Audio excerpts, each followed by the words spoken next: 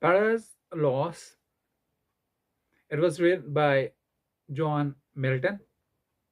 It was written in 1667, and that time it had only 10 books, and it was revised in 1674, and that time it had 12 books. We're going to discuss in this lecture today the first book, Paradise Lost, book 1. In the book 1, it is based on the invocation to the heavenly muse, and then appeal to the holy spirit, and then the act of disobedience, and then the condition of the uh, devil or the Satan after falling from the heaven into the fairy lake. Post invocation. So, in the invocation to the heavenly muse, the point is praying for the invocation, and he is asking to the god to help him to write the poem with the topic of disobedience to the god. And he is using some references like the snowy hill, sacred hill of the Jews, as he is telling that you have given the powers to the Moses to write the Genesis, and similarly give me the energy and the holy spirits. He is also praying to the holy spirits to uh, inculcate the ability to write the poem. After that, the disobedience of man, or the disobedience of mankind from the man to the god, and the fall of mankind from the heaven to the hell, from the heaven to the earth, not hell. And he is asking question why it has been uh, happened that the Eve has eaten the forbidden fruit. Fruit here literally gives the two meaning. One, fruit itself, and other, the sins. One important thing is that Eve has eaten the fruit, not the Adam. So why Adam and Eve expelled both from the heaven? But in a book particularly, there is no mention who had eaten. Yes, there is mention.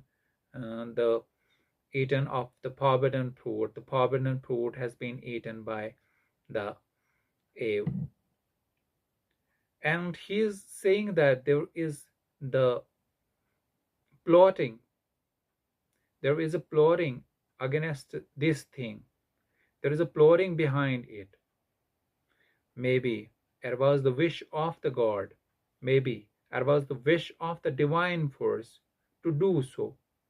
Or behind it, there is a serpent. Serpent is being called the Satan.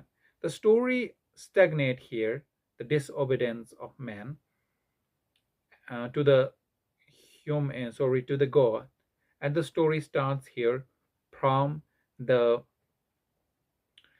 uh, Satan's condition. That the Satan's condition is very bad.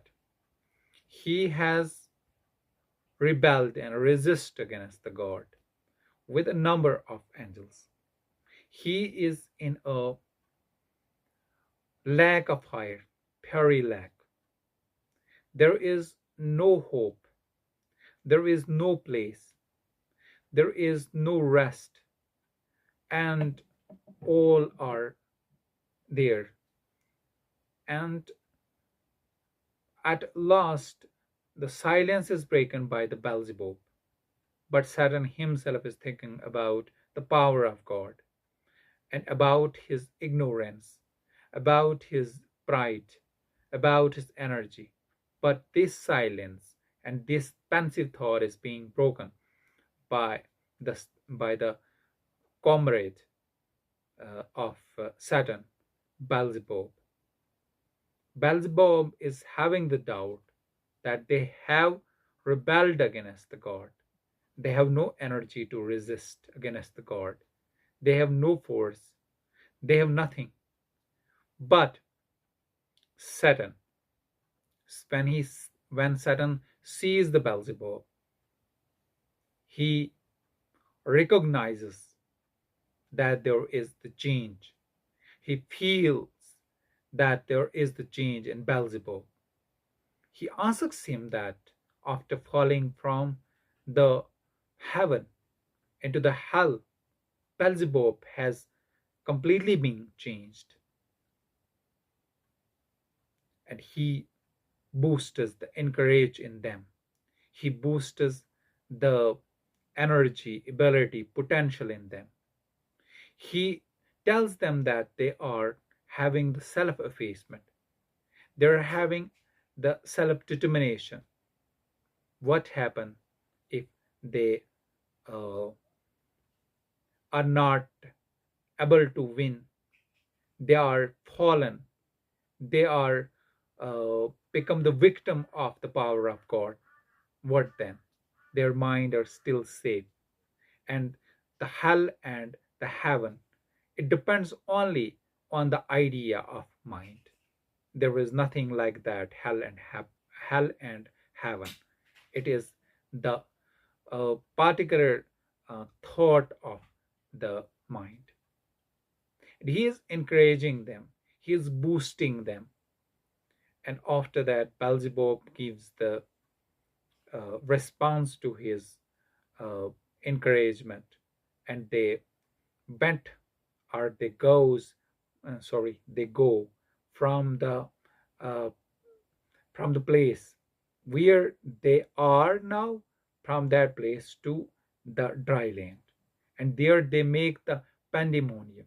And then the important uh, figures of the fallen angels are the Bilal and the Mo, and the un uh, Christian people are the people, those who are not on the way of God, make the worship of them. And they also make the pandemoniums the capital of the hell.